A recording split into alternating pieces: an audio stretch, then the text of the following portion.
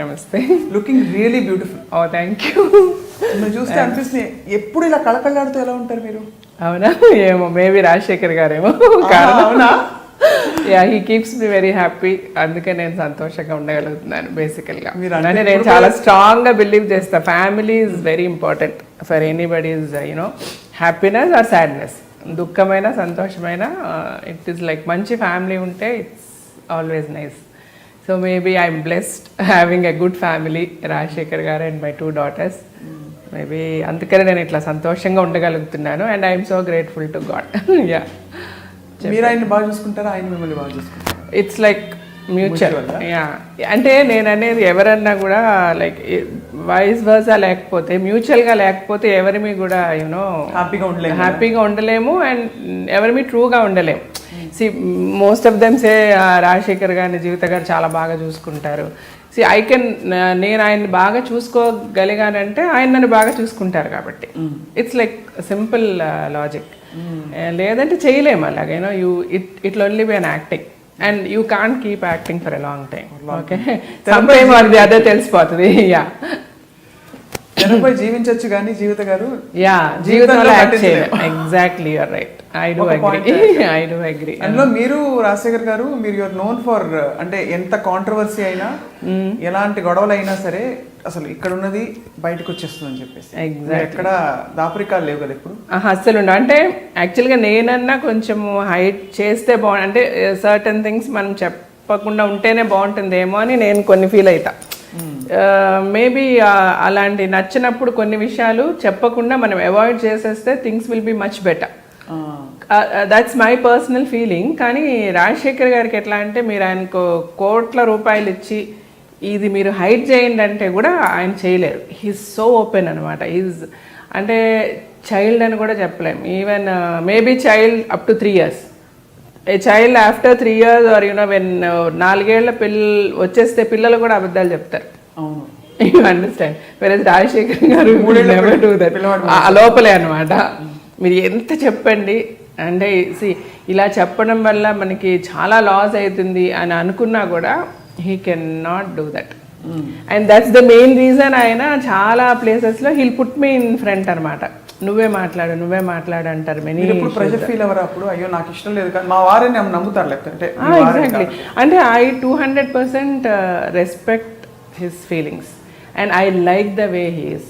ఆ frankness and openness is what is keeping him so healthy and happy till now. అంటే forget about career success అవన్నీ తర్వాత. మీరు హార్ట్లో when you're so open and when you're so pure మీకు ఏ problem రాదు. Even health wise అవనివ్వండి, look wise అవనివ్వండి, యూ కెన్ బి కూల్. ఆయన హాయిగా ఉంటారు, తింటారు, పడుకుంటారు. Because he doesn't have anything in his heart. He doesn't plan anything. అలాగ మనం once you start planning or మనసులో ఏదన్నా పెట్టుకున్నప్పుడు automatically it will show in every aspect of your life. And that is the best part I like in Rajasekhar గారు. ఆయన అంత పెద్ద hero అందంగా ఉంటారా? Not like that. ఆయన ఈజ్ అ హ్యాండ్సమ్ పర్సన్. ఇదన్నిటికంటే కూడా the best quality in him is that. You find him handsome kada? He is, of course. I do. I know, obviously. Yes. No doubt. And I'm very proud being his wife, undoubtedly. And it's like most of the women, అందరికీ కూడా it's like a dream. మనం when we టీనేజ్కి వచ్చినప్పుడు నా husband అందంగా, స్మార్ట్గా, హ్యాండ్సమ్గా ఉంటే బాగుంటుంది అని ప్రతి ఒక్కరు అనుకుంటారు. బట్ అందరికీ అలాంటి అవకాశం రాకపోవచ్చు. I'm one among the luckiest people who have a handsome, good-looking wife. Definitely, అంటే of course he is lucky to find you. మీలాంటి ఒక అండర్స్టాండింగ్ పార్ట్నర్ ఆయన రావడం. బికాస్ మీ ఇద్దరిని కపుల్ గానే చూస్తారు ఎప్పుడు. ఇన్ఫాక్ట్ మిమ్మల్ని అడిగినప్పుడు కూడా అందుకే మీ ఇద్దరిని కలిపి ఇంటర్వ్యూ అడిగాను. బికాస్ విడదీయలేని జోడి కనిపిస్తారు అలా చూస్తే. అండ్ అదే మీరు అన్నారు కదా, ఆయనని మీరు ప్రొటెక్ట్ చేస్తుంటారు ఏం మాట్లాడినా అని చెప్పి. అంటే డెఫినెట్గా ఆయన మాట్లాడేది రైట్, అందులో ఆయన మాట్లాడేది తప్పు కాదు. In a way I'm wrong saying that ఇది మనం చెప్పొద్దు అన్నది. అంటే పొలిటికలీ కరెక్ట్ గా ఉండవసరం లేదంటే అప్పుడు నాకు అనిపించేస్తుంది, సరే బియాండ్ సపోర్టింగ్ హిమ్ నేను ఎవరినో ఎందుకు ప్రొటెక్ట్ చేయాలి, దానివల్ల మనకి ఏమి లాసెస్ వస్తే let us face it. After all there is nothing that we can not face.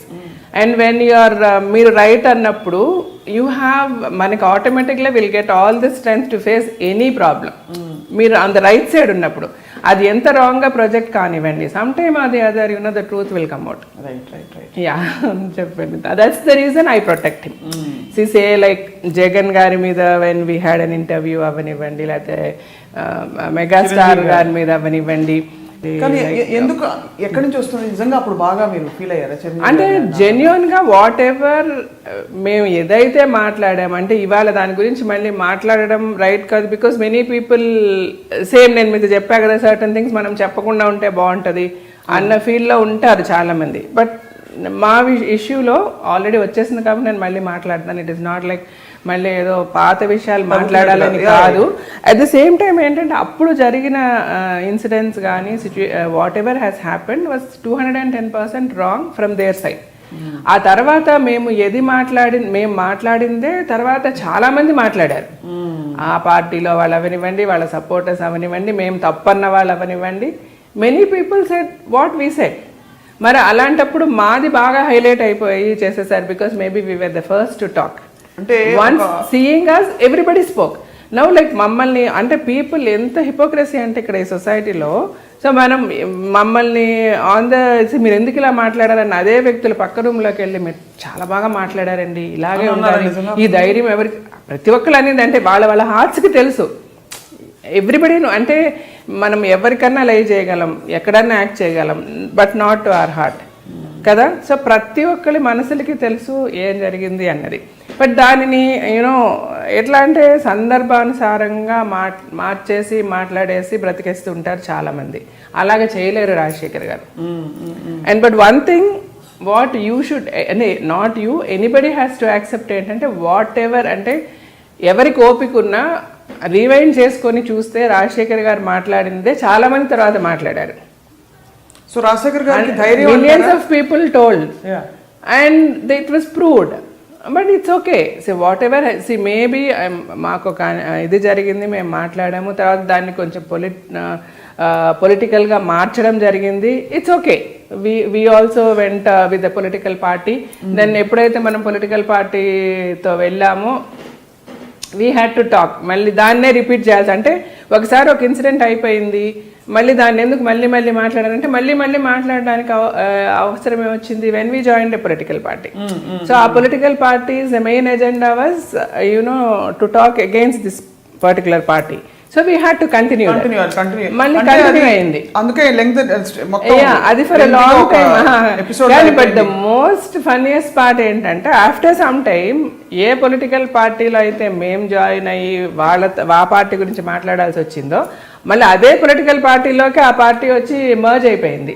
అవును, అప్పుడు ఎలా ఫీల్ అయ్యారు? And then it was like so disgusting, so awkward.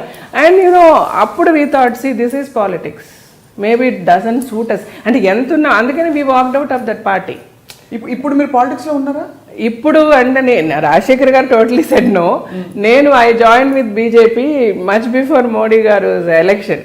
అంటే నాకు I sincerely love the way Modi గారు స్పీచెస్ కానీ his vision about the country కానీ నాకు చాలా నచ్చి.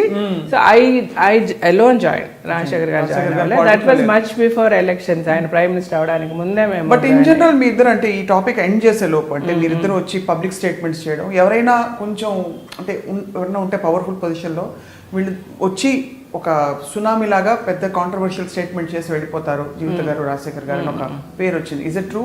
ఒప్పుకుంటారు? అదే అంటున్నాను. అంటే it was like nothing was plan. Everything was natural అంటే everything was very natural. Even like Chiranjeevi గారి మేము ఎవరి గురించి మాట్లాడాల్సిన అవసరం లేదు. It was only one person about whom we had to speak, was Chiranjeevi garu. And Chiranjeevi గారిని సపోర్ట్ చేశారు కాబట్టి పవన్ కళ్యాణ్ గారు, ఆబ్వియస్లీ తర్వాత అరవింద్ గారు, because that was a whole family. We had to talk. ఆ ఇష్యూలో we always had to tell the facts what happen. అప్పుడు కూడా ఆ ఇష్యూని పెద్ద చేసింది వాళ్ళు కానీ మేము కాదు. ఇట్ వాజ్ లైక్ జస్ట్ ఇంటర్వ్యూలో. ఎగ్జాక్ట్లీ ఇంటర్వ్యూలో వాట్ ఈస్ రాంగ్. ఇప్పుడు మీరు అడిగారు కొత్తగా ఒక పార్టీ పెడుతున్నారు, ఒక XY and Z is starting a new party అండి. నేను మిమ్మల్ని వచ్చి మీరు ఓట్ చేస్తానని అడిగితే మీరు you can give your open opinion కదా, నేను చేస్తాను చేయను. ద సేమ్ వే రాజశేఖర్ గారు సెడ్ వెన్ చిరంజీవి గారు పార్టీ ఓపెన్ చేస్తే మీరు జాయిన్ అవుతారా? సో దెన్ హీ సెడ్స్ as a megastar I love him, I'm his fan అన్నీ okay, but as a politician I have my own doubts. నేను ఒక పొలిటికల్ పార్టీలో జాయిన్ అవ్వాలంటే obviously I will join some party which is much experienced. అవును, అంటే like I don't know how experienced he is with politics, but with cinema he is amazing, no doubt. He is a super hero. అన్నారు ఆయన. దానిని ఒక పెద్ద ఇష్యూగా చేసింది వాళ్ళ fans రావనివ్వండి, వాళ్ళు లేకపోతే కెమెరాలు పెట్టి షూట్ చేయడం అవ్వండి, what ever attack it was all magnified by them. When they did something, obviously you have to face it, you have to talk. You can't just keep quiet. Why should you keep quiet?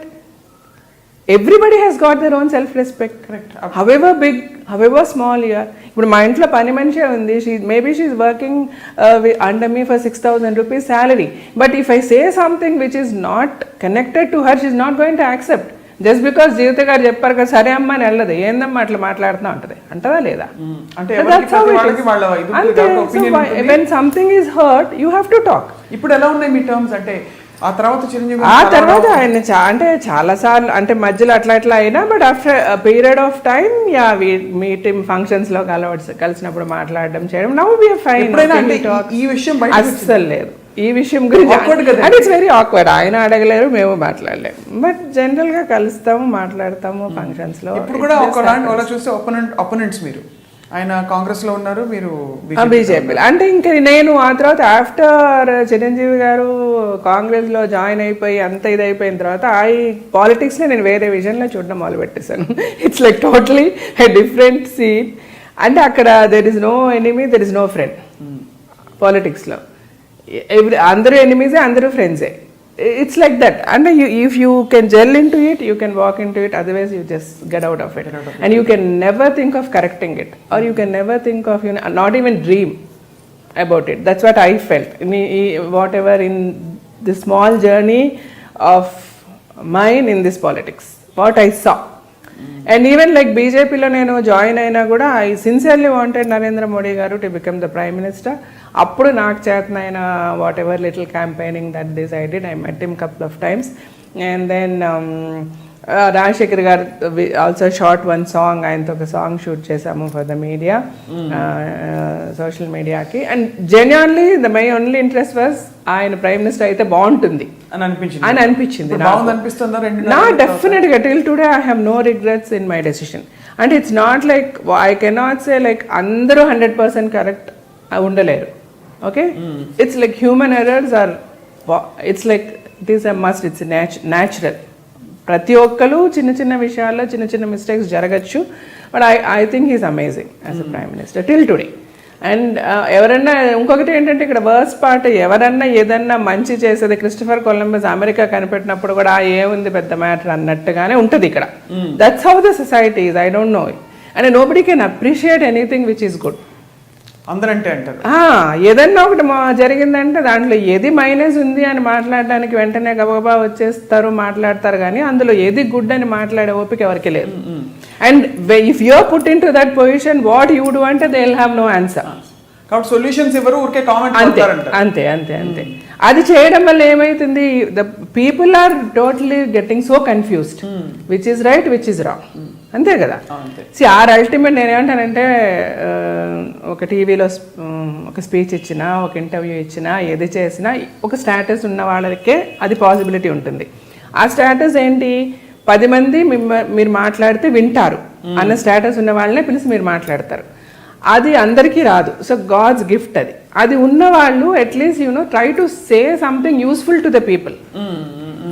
90% of the time is wasted abusing each other. తప్పితే ప్రజలకి జెన్యున్గా you're talking, మీరు మీ abusing లో కూడా ఏముంటది, ప్రజలు ఇలా అయిపోతున్నారు అని ఉంటది తప్పితే. కానీ ఈ స్కీమ్ వల్ల అంటారు తప్పితే, నువ్వు ప్రజల్ని బాగు చేయడం ఏంటి అన్నది ఆలోచన ఎవరికి ఉండదు.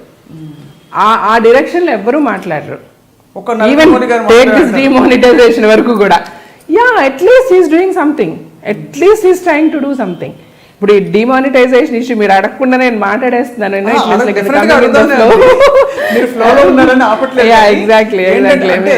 అంత ఇప్పుడు దేశంలో ఇప్పుడు సడన్ గా అందరు చెంప చెల్లు అనిపించినట్టు ఆబ్వియస్ క్వశ్చన్స్ వచ్చాయి. దీని మీద డిస్కషన్స్ కూడా ఇంకా బోర్ కొట్టి వదిలేస్తారు. ఎగ్జాక్ట్లీ దట్ ఇంత స్ట్రాంగ్ గా ఇంత తలతిక్కగా డెసిషన్ తీసుకున్నారని ఒక వాదన మాత్రం వినిపిస్తుంది. బికాస్ ప్లాన్డ్ గా లేదు. అసలు ఎక్కడో ఏటీఎం మెషిన్స్ 2,000 రూపాయల నోటు 1 మిల్లీమీటర్ డిస్పెన్స్ చేయడానికి అప్గ్రేడ్ కాలేదట. అంత సిల్లీ రీజన్స్, అంత అన్ప్లాన్డ్ గా. Can you believe that is happening in India? Because America లాంటి దేశాల్లో అవ్వదు. అవును, అవ్వదు. అంత తలతిక్కగా ఎలా చేశారండి డెసిషన్ మోదీ గారు? అదే అంటున్నాను, ఇప్పుడు ఎలా ఉంటుందంటే అమెరికా అనేది మనం కంపేర్ చేసుకోవడం కరెక్ట్గా. సడన్గా మనము ఎప్పుడూ కూడా అమెరికా నుంచి మనం ఎన్ని ఇయర్స్ బిహైండ్ ఉంటాం. Right taking from any issue ఎందులోనన్నా ఆలోచించండి. వాళ్ళతో మనకి కంపారిజన్ ఇలా ఏదో వచ్చినప్పుడు అమెరికాలో ఇలా జరగదని మాట్లాడడం కంటే అమెరికా కంటే మనం ఎంత బిహైండ్గా ఉన్నామన్నది ఒకటి ఆలోచించాలి.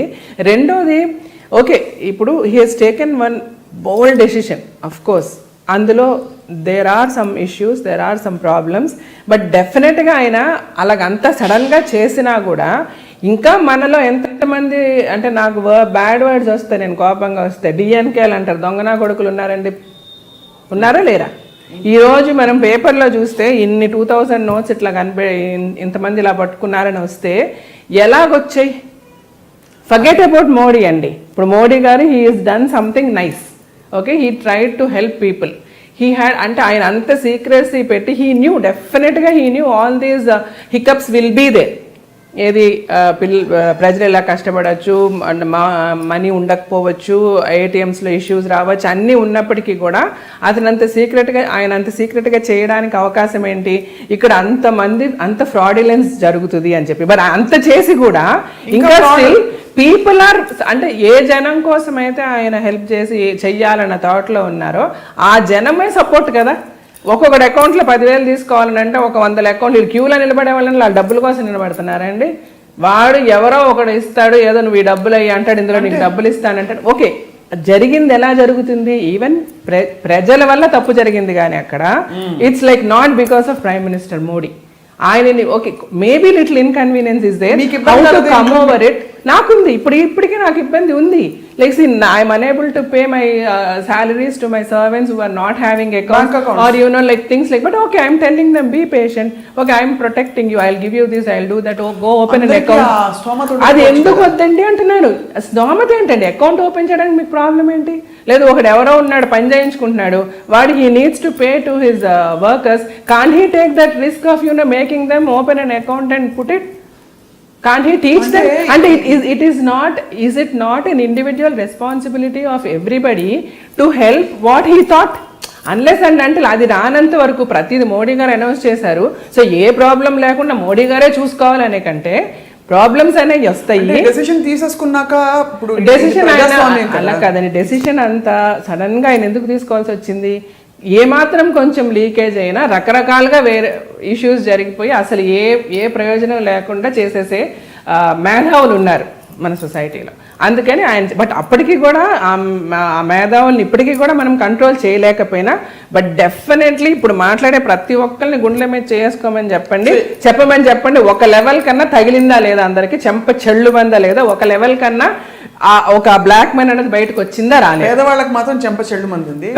అంటే నేను అనేది పేదవాళ్ళు మీరు అనుకుంటున్నారండి పేదవాళ్ళకి చెంప చెళ్ళు, అలాగేమీ లేదు స్వప్న గారు. This is all more a talk.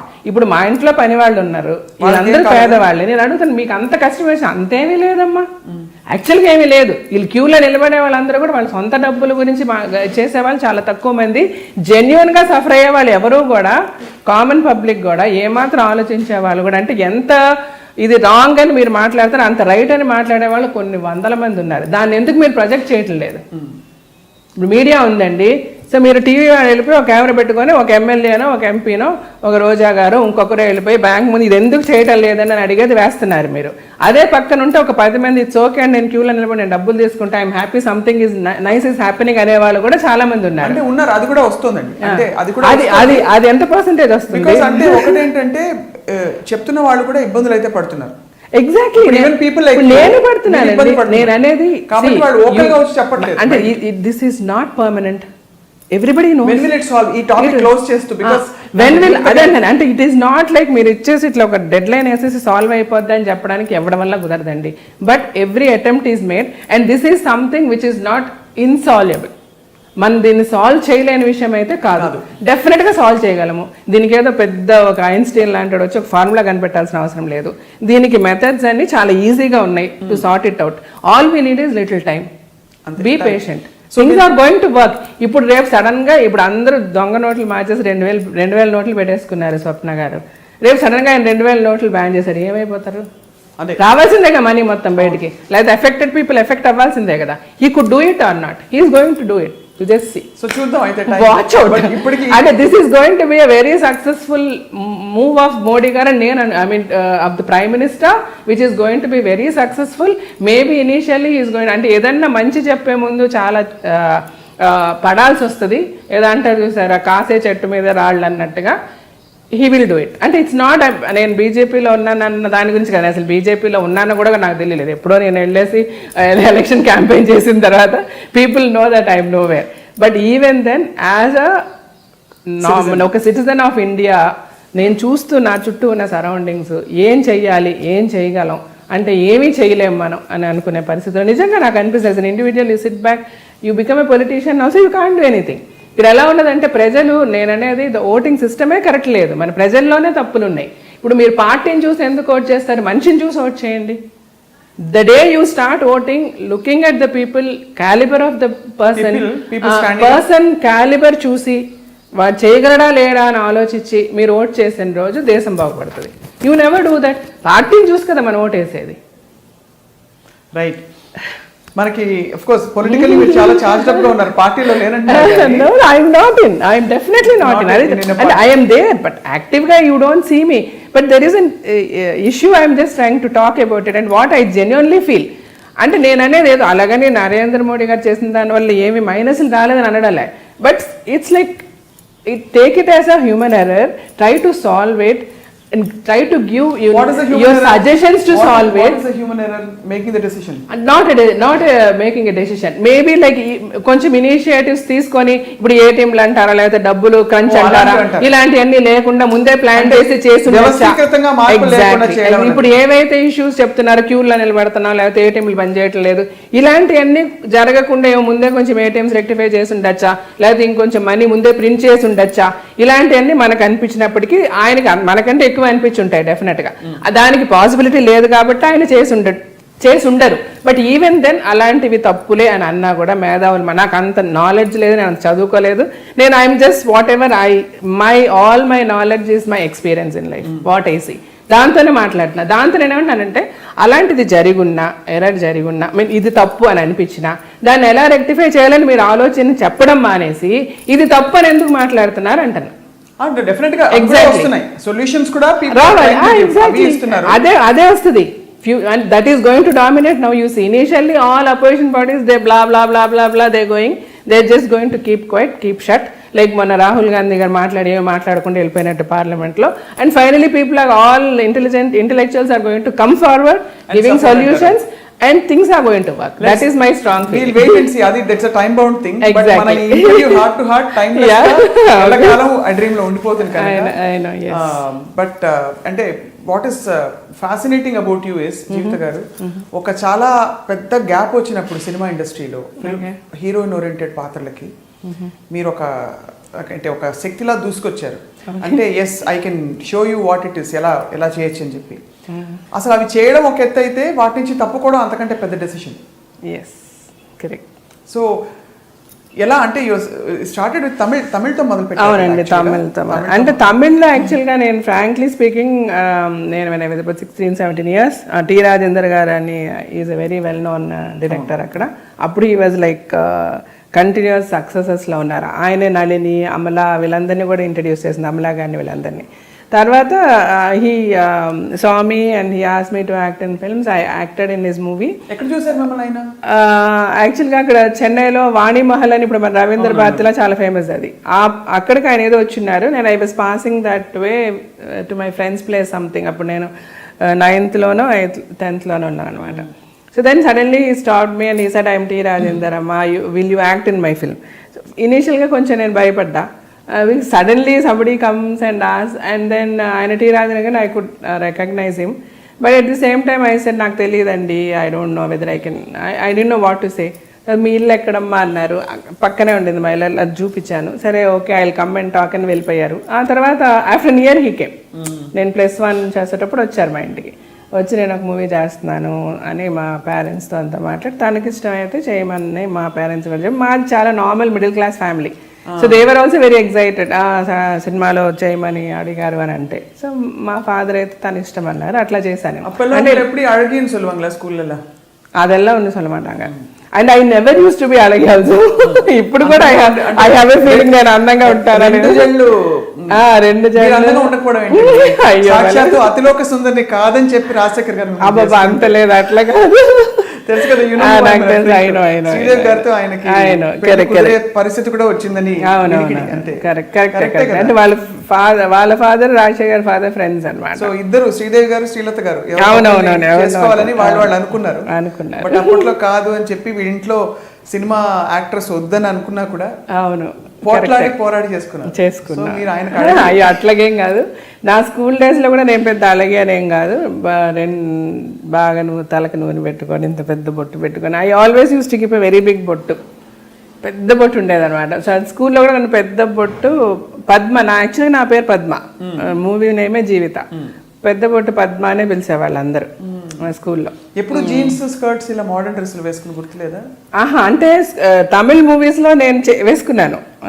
అప్పుడు అంత పెద్దగా తెలియదు, వాళ్ళు ఏం చెప్తే కాస్ట్యూమ్స్ అది వేసుకోవడం. But my personal interest was never modern clothes. అంటే always I had a feeling నాకు అవి సూట్ కావని, నాట్ బికాస్ వేసుకోకూడదని కాదు, నాకు సూట్ కావు. నాకు సూట్ అయ్యేది సల్వార్ ఆర్ శారీని అని, or half sari. I used to wear half saris ఎక్కువ, తర్వాత శారీ. అది నా పర్సనల్ చాయిస్. బట్ మూవీస్లో తమిళ్లో వేసుకున్నాను, తెలుగు ఐ స్టార్టెడ్ విత్ తలంబ్రాలుతో. ఇంకా అసలు అన్ని అట్లాంటి క్యారెక్టర్సే, ఆల్ హోమ్లీ క్యారెక్టర్సే చేయడం వల్ల I didn't wear that kind of costumes. పాట పాడతాను, ఏం గుర్తొస్తుంది చెప్తారా? చెప్తాను. ఇది చెరగని శ్రీకారం, అంతేనా? అంతే. అలా చెరగని ప్రేమ అక్కడ స్టార్ట్ అయిందా, అంతకు ముందు స్టార్ట్ అయిందా? తలంబ్రాలు కదా, చెరగని ప్రేమ శ్రీకారం ఇది కదా, అంకుశం. ఫస్ట్ మూవీ వాజ్ తలంబ్రాలు కదా మాది. తలంబ్రాలు అప్పుడే స్టార్ట్ అయింది అంటే తలంబ్రాలు మూవీ అప్పుడు అంటే మూవీ రిలీజ్ అయిన తర్వాత most of the time. And అది that was a very big hit కదా. సో చాలా ఊళ్ళు కలిసి తిరగడము, అన్ని ఊళ్ళలో ఫంక్షన్స్ ఉండేవి దానికి. సమ్ 50 days థియేటర్స్కి వెళ్ళడము, కోటి రామకృష్ణ గారు మేమంతా టీమ్ లాగా. సో వీ ట్రావెల్ టుగెదర్ చాలా ప్లేసెస్కి. అట్లా స్లోలీ. అప్పుడు టి కృష్ణ గారు వాజ్ వెరీ ఇల్, ఆయన క్యాన్సర్తో సఫర్ అవుతూ ఉండే. అండ్ రాజశేఖర్ గారు is very attached to him. So ఆయన గురించి ఎక్కువ అట్లా he always use to feel very sad for him అనమాట. ఆయన గురించి ఎక్కువ డిస్కషన్ ఉండేది మా మధ్య. సో ఇలాగ అయింది, అలా అయింది, I'm feeling so sad, we're unable to do anything, అట్లా చాలా ఫీల్ అవుతూ ఉండేవారు ఆయన. సో అట్లా స్లోలీ బికేమ్ గుడ్ ఫ్రెండ్స్. కానీ మాకు all the time we always thought we can never get married అని. ఎందుకంటే రాజశేఖర్ గారి వాళ్ళ his father is a police officer, and వాళ్ళ ఫ్యామిలీ అంతా పోలీస్ ఫ్యామిలీ, అండ్ ఆయన డాక్టరు. ఈయన యాక్టింగ్కి వాళ్ళు ఒప్పుకోవడమే పెద్ద విషయం. వాళ్ళ ఇంట్లో పెద్ద పెద్ద గొడవలు చేసి ఈయన యాక్ట్ చేయడానికి యాక్సెప్ట్ చేశారు వాళ్ళ ఇంట్లో. అప్పుడు వాళ్ళ మదర్ ఫస్ట్ కండిషన్ వాజ్, నువ్వు ఎవరు ఆర్టిస్ట్ని పెళ్లి చేసుకోకూడదని ఆవిడ ప్రామిస్ తీసుకున్నాను. He got in to acting. So beginning నుంచి రాజశేఖర్ గారు use to say that we cannot get married అన్నది మా ఇద్దరికి చాలా క్లారిటీ ఉండేది. ఇష్టపడ్డారు, వీ లైక్ ఈచ్ అదర్, చాలా ఇష్టపడేవాళ్ళమి. అండ్ అంటే he always use to like the way I am. ఇలా ఉంటే బాగుంటుంది, like whomever I get married ఇంత understanding, or he likes the way I always seeing me in sarees. తనకు అట్లాగ ఇష్టము ట్రెడిషనల్గా. So and then we use to go to temples together. అలా చాలా మాట్లాడుకునేవాళ్ళము. అప్పుడు we use to be very good friends. ఇంకా there was nothing we use to hide. And నాకు ఎక్కువ తన దగ్గర నచ్చింది ఏంటంటే, day one he said, see, this relationship is going to be a good friendly relation because my parents are never going to accept for our marriage అన్నది. So all that I liked. That was very, ఇంకా that made me love him more in fact rather. అంటే ఏదో cheat, ఈ అమ్మాయి నన్ను ఇష్టపడుతుందో లేకపోతే how the men are. మన ఇప్పుడు దేర్ ఇస్ నథింగ్ మనము హైడ్ చేయాల్సింది ఇందులో. ఏమాత్రం కొంచెం మనలో వీక్నెస్ కనబడినా they will try to advantage తీసుకునే, దట్ ఈస్ దర్ క్యారెక్టర్. కాలం అని చెప్పను. ఎప్పుడు అంటే అలా అంటే అడ్వాంటేజ్ కాదు, ప్రేమలో ఉన్నప్పుడు న్యాచురల్లీ గెట్ క్లోజ్ కదా, క్లోజ్ నో క్లోజ్ అయినా కూడా he was very clear about his plan of life. కానీ అండ్ నాకు చాలా క్లియర్గా చెప్పారండి, this is what is going to happen అని. And we were very good friends. అంటే దెర్ వాజ్ నథింగ్. ఆయన ఎలా ఉండేదంటే ఆయన పెళ్లి చూపులకి వెళ్ళి వచ్చినప్పుడల్లా నాకు చెప్తుండేవారు, ఇవాళ ఇలా వెళ్ళాము, we saw someone girl somehow మా మదర్ గురించి వెళ్ళాను కానీ I couldn't get convinced, I said no. And he hated to go for పెళ్లి చూపులు. తనకు నచ్చదు, ఎందుకంటే నేను మెంటల్గా ప్రిపేర్డ్గా లేను. వెళ్ళి నాకు అమ్మాయి నచ్చలేదు అని చెప్తే షీల్ ఫీల్ బ్యాడ్, అందుకని you always wanted to avoid. But అప్పటికి కూడా చాలా ఫోర్స్ చేస్తే ఒకటి రెండు చోట్లకి వెళ్ళినా ఇన్సెక్యూర్ గా ఉండేది కదా. అంటే ఇన్సెక్యూర్ గా అంటే తెలిసిన ఒక మనిషి మీద మనం ఎమోషన్స్ డే 1 నుంచి నేను ఓపెన్ గా చెప్పేస్తా, డే 1 నుంచి it was very clear that we can never get married, but I like him and I love him rather. So I made it very clear to him and he made it very clear to me, yes, I like you, I love you too. So all the time I would like to be with you, but at the same time maniddari pelli ఈ మాటల్లో ఎక్కువ English వస్తుంది. Problem మనం చెన్నైలో చదివిన వాళ్ళందరికీ కూడా problem, చెన్నైలో చదివిన వాళ్ళందరికీ అందరికీ ప్రాబ్లం. కానీ రాజశేఖర్ గారి కంటే మీరు తెలుగు చాలా బాగుంటుందండి. అవునవును, ఆయన మోర్ కంఫర్టబుల్ విత్ తమిళ్ కదా. తమిళ్. సో అయితే ఏం చెప్తున్నాను, ముందు నుంచి తెలుసు తనైతే తను నన్ను చేసుకోలేరని. అలాగే నాకు కూడా తెలుసు మా ఇద్దరి పెళ్లి జరగదు, బికాస్ వాళ్ళ ఇంట్లో ఒప్పుకోరు అని చెప్పి.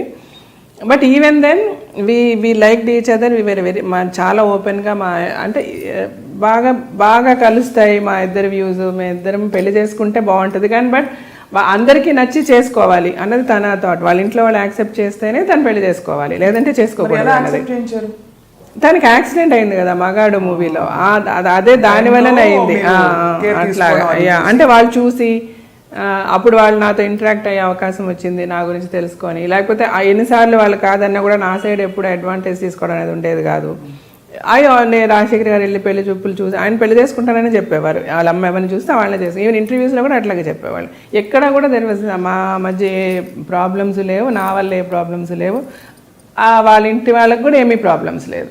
సో బట్ ఈ యాక్సిడెంట్ తర్వాత ఆయన హాస్పిటల్లోనే ఉన్నప్పుడు వాళ్ళు రావడం, నేను ఉండడము, అట్లాగా ఒకరికొకళ్ళు మాట్లాడుకోవడము చేసుకోవడము. దెన్ తర్వాత ఇప్పుడు ఎట్లా అంటే వాళ్ళ ఇంట్లో ఆయనకంటే నాతోనే ఎక్కువ మాట్లాడతారు అందరూ. ఏ ఇష్యూనే నాతోనే డిస్కషన్ ఉంటుంది, నా తర్వాతనే రాజశేఖర్ గారితో. సో అయిపోయాను. నేను చాలా ప్రౌడ్గా చెప్పగలను. ఎందుకంటే మా అత్తగారైనా మామగారైనా లేకపోతే రాజశేఖర్ గారి బ్రదర్స్ అయినా సిస్టర్స్ అయినా ఎవరన్నా కూడా ఆ ఫ్యామిలీలో ఏ ఇష్యూ ఉన్నా ముందు నాతోనే చెప్తారు, తర్వాత ఆయనతో చెప్తారు. అట్లా. సో మీ పెళ్ళయ్యే టైంకి మీరు ఇద్దరు ఎస్టాబ్లిష్డ్, బాగా ఎస్టాబ్లిష్డ్, ఇద్దరు యాక్టింగ్ ఓరియంటెడ్. అంతేగా, అదే కదా. అంటే రాజశేఖర్ గారికి బాగా యాక్షన్ ఫిల్మ్స్ వచ్చాయి చాలా. అంటే మా తలంబ్రాల నుంచి స్టార్ట్ చేసిన తర్వాత ఇద్దరు మాకు అసలు అంటే ఆయన హీ డిడ్ంట్ లుక్ బ్యాక్. ఆయన మళ్ళీ వెనక్కి తిరిగి చూడాల్సిన అవసరం లేనన్ని మంచి సినిమాలు చేశారు. అన్ని క్యారెక్టర్స్ మంచి క్యారెక్టర్స్ వచ్చాయి. అలాగే మేము ఇద్దరం కలిసి ఒక 10 సినిమాల వరకు యాక్ట్ చేసాం. 10 మంచి సినిమాలే, అన్నీ ఆల్మోస్ట్ 100 days ఆడిన సినిమాలే. ఆ తర్వాత ఇంత ఒక హ్యాండ్సమ్ హీరోని మీరు పెళ్లి చేసుకుంటున్నారు. అండ్ న్యాచురల్లీ చాలా మంది అమ్మాయిలు ఆయనకు లైన్ వేసి ఉంటారు, ఫోన్ చేసి ఉంటారు, ఫోన్లు, ఫ్యాన్స్, రకరకాలుగా హీరోయిన్స్ తో వర్క్ చేస్తారు. అండ్ ఇండస్ట్రీ కొంచెం అంటే అప్పట్లో చెప్పేవాళ్ళు దట్ ఇండస్ట్రీలో ఆ ప్రాక్సిమిటీ వల్ల రిలేషన్షిప్స్ తొందరగా ఏర్పడిపోతాయని చెప్పేసి. అంతే కదా, హీరోయిన్స్ మధ్య కావచ్చు. అప్పుడే కాదు ఇప్పుడు ఎప్పుడన్నా అంతే అది. బట్ ఎప్పుడు మీరు ఇన్సెక్యూర్ ఫీల్ అవ్వలేదు ఒక స్త్రీగా? అస్సలు లేదు. అంటే మీ మీద ప్రేమ తగ్గిపోతుందని అట్లా లేదు, ఎప్పుడు నాకు అనిపించలేదు. నేను ఒకటి ఏంటంటే బేసికల్గా నేను చాలా స్ట్రాంగ్గా బిలీవ్ చేసుకుంటా. ఒకటి. రెండోది బికాస్ నేను కరెక్ట్గా ఉంటే నన్ను వదిలి ఎవరు వెళ్ళలేరు. నా పిల్లలు అవనివ్వండి, నా హస్బెండ్ అవనివ్వండి, నా ఫ్రెండ్స్ అవనివ్వండి. నేను కరెక్ట్గా ఉన్నంత వరకు, నా సైడ్ నుంచి ఏ ఇన్కన్వీనియన్స్ లేనంత వరకు, నేను వాళ్ళని అర్థం చేసుకున్నంత వరకు, నేను వాళ్ళకి ఒక అవకాశం ఇవ్వనంత వరకు వాళ్ళు ఎలా వెళ్తారు? ఎక్కడన్నా ఏ రిలేషన్షిప్లోనన్నా ప్రాబ్లం వచ్చిందంటే ఏదో ఒక అవకాశం వాళ్ళకి కల్పించడం వల్లనే వస్తుంది. అది వైఫ్ అండ్ హస్బెండ్ అవనివ్వండి, పిల్లల మధ్య అవనివ్వండి, ఏమన్నా అవనివ్వండి. మనం అండర్స్టాండింగ్గా, మనం కాంప్రమైజింగ్గా వెళ్ళిపోతూ ఉంటే గొడవలే రావు. గొడవలు రానప్పుడు వాళ్ళు మనకి దూరం అయిపోతారన్న భయము ఉండదు. నేను ఎప్పుడు అదే బిలీవ్ చేస్తా, అదే ఫాలో చేస్తా. ఇంతవరకు నేను సక్సెస్ఫుల్గానే ఉన్నా. సో నాకు ఎప్పుడు కూడా ఇన్సెక్యూరిటీ అనిపించలేదు. అదే నేను చెప్తున్నా మీకు, రాజశేఖర్ గారి దగ్గర నాకు నచ్చింది అదే. ఆయనకి ఫ్యాన్స్, అమ్మాయిలు, అభిమానులు ఎవరున్నా కూడా నాతో డిస్కస్ చేయకుండా, నాతో చెప్పకుండా ఏ ఇష్యూ ఉండదు. ఒకవేళ ఒక అమ్మాయి ఫోన్ చేసి మీరు నా దగ్గరికి రండి అని అన్నా కూడా నాతో ఆయన చెప్తారు, ఇట్లా పలానా అమ్మాయి ఫోన్ చేసి ఇట్లా నాకు ఫోన్ చేసింది తెలుసా అన్నది కూడా. చాలా ఇన్సిడెంట్స్. ఒకరోజు అయితే ఆయన కంగారు ఒంగోలులో మేము షూటింగ్కి, అప్పటికి ఇంకా మా పెళ్ళి కూడా కాలే. బట్ అదే నేను చెప్పాను కదా, వి ఆల్వేస్ ఎప్పుడు అనుకునేవాళ్ళు మన ఇద్దరం పెళ్లి చేసుకుంటే బాగుంటుంది, కానీ పెళ్లి చేసుకోవడానికి అందరూ ఒప్పుకోవాలి, ఎవరికి అగెయిన్స్ట్గా అయితే నేను చేసుకోలేను అన్న కాన్సెప్ట్లో మేము ఉన్నప్పుడు నేను చాలా బోల్డ్గానే మేము లివ్ చేసామండి. మా పెళ్ళికి ముందు కూడా ఇప్పుడు మూవీస్ లైక్ నవభారతం ఈ సినిమాలంతా యాక్ట్ చేసేటప్పుడు ఆల్మోస్ట్ మేమిద్దరు ఒకే రూమ్లో ఉండేవాళ్ళమి. పక్క రూమ్లు ఉన్నా కూడా మోస్ట్ ఆఫ్ ద టైమ్ నేను తనతోనండి. మేము ఇండస్ట్రీలో మేము పెద్ద టాపిక్ కూడా అయ్యాం, చాలా మంది మా గురించి మాట్లాడుకోవడం కూడా జరిగింది. పెళ్ళి అవుతుందో లేదో మళ్ళీ మన నవ్వుల పాలు అయిపోయామే 10 మందిలో అని నేను ఎప్పుడు అనుకోలే. నేను అంటే ఎక్కడ ఏ రోజు నేను అనుకోలే. మా మదర్తో కూడా, మా మదర్ చాలా బాధపడేవారు, మా ఫాదర్ బాధపడేవాళ్ళు. ఇట్లా ఏంటి ఇంటర్వ్యూస్ అంత పేపర్లో ఇట్లా ఇస్తున్నారు రాజశేఖర్, వాళ్ళ అమ్మాయి ఎవరు చెప్తే వాళ్ళని చేసుకుంటానని, మరి మీరు ఇద్దరు ఇట్లా తిరుగుతున్నారు అనేవారు ఆయన. సో నేను ఒకరోజు మా పేరెంట్స్కి చూసి చెప్పేశాను, మమ్మీ ఇంతే. తను అది నాకు ముందే చెప్పాడు. సో వెదర్ ఆయన వేరే పెళ్లి చేసుకున్నా చేసుకోకపోయినా, నేనైతే తను పెళ్లి చేసుకోకుండా మేము ఇలాగే ఉంటాం, మా రిలేషన్షిప్ ఇలాగే ఉంటుంది. There will be no change in ఆ రిలేషన్షిప్. బట్ అది ఇంకో అమ్మాయి వచ్చి ఉంటే అంటే అప్పుడు ఒకవేళ అమ్మాయి యాక్సెప్ట్ చేయకపోతే maybe would have been good friends. అది తన ఇష్టము, ఆయన ఏం చెప్పుకుంటారో ఎట్లా చేసుకుంటారో అది తన సోల్మేట్స్ అని మీకు ఫీల్ అయ్యారు. అంతే, నేను అలాగే ఫీల్ అయ్యి, తను అలాగే ఫీల్ అయ్యారు. తను యాక్చువల్గా ఒక అట్ వన్ టైం చాలా ఒక ప్రపోజల్ అంతా ఓకే అయిపోయి, వాళ్ళ ఇంట్లో వాళ్ళకంతా ఓకే అయిపోయి, పెళ్లి రాజశేఖర్కి వేరే అమ్మాయితో అంతా ఫిక్స్ అయిపోయింది.